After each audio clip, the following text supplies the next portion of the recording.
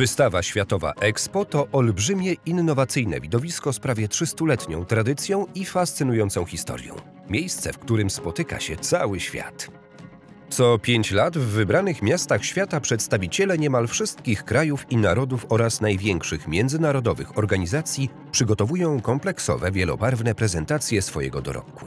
Dzielą się swoimi osiągnięciami, ideami, nowoczesnymi technologiami i wizjami na przyszłość.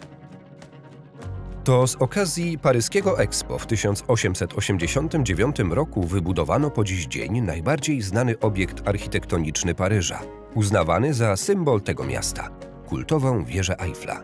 Wiele znanych budowli i pereł architektury jest spuścizną pozostałą po Expo w miastach, które były gospodarzami wystawy.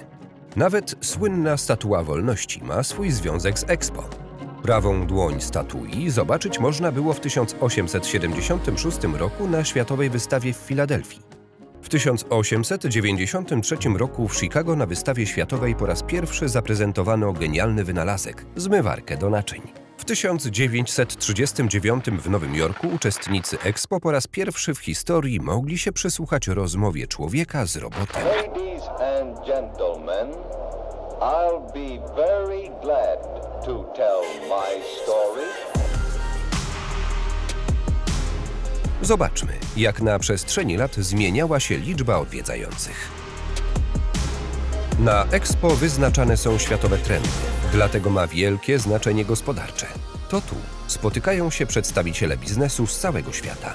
To tu toczą się dyskusje na najważniejsze globalne tematy. Skala Expo dorównuje takim imprezom jak Mistrzostwa Świata w piłce nożnej czy Igrzyska Olimpijskie. I wreszcie, Expo ma ogromny wpływ na rozwój miast gospodarzy. W tym roku będzie to Dubaj. Organizatorzy Expo już dziś zapowiadają, że będzie to największa taka wystawa w historii. Pomimo pandemii COVID-19 liczbę wizyt, które złożone zostaną na Expo, szacuje się na 25 milionów osób. Teren Dubai Expo zajmie powierzchnię 220 000 m². Wystawa w Dubaj ma być platformą dialogu, zapowiedzią przyszłości opartej na współdziałaniu. W tym wielkim spektaklu, który odbywa się pod hasłem Connecting Minds, Creating the Future, udział weźmie również Polska. Architekci z warszawskiej pracowni WXCA, projektując zewnętrzną bryłę polskiego pawilonu, zainspirowali się niesamowitym zjawiskiem, jakim jest układające się w jeden wspólny kształt stado lecących na niebie ptaków. Ta wielowymiarowa metafora okazała się niezwykle trafna. Dzięki niej projekt pawilonu opowiada wiele historii i przywołuje takie skojarzenia jak mobilność, otwartość, współpraca, współistnienie i w końcu, co najważniejsze, pokazuje inspirację polskim krajobrazem naturalnym i kulturowym. Jest to też nawiązanie do głównego hasła polskiej obecności na Expo – Creativity inspired by nature. Kreatywność inspirowana naturą. Te inspiracje widać wyraźnie zarówno w wewnętrznym, jak i zewnętrznym wyglądzie pawilonu. Skala atrakcji, które czekają w pawilonie na odwiedzających, cudów techniki, sztuki, nauki, technologii i designu jest imponująca. Pełnię tych doświadczeń będą mieli szansę przeżyć ci, którzy osobiście wybiorą się do Dubaju. Wnętrze pawilonu zostało podzielone na 5 stref korespondujących z 5 rozdziałami opowieści o Polsce.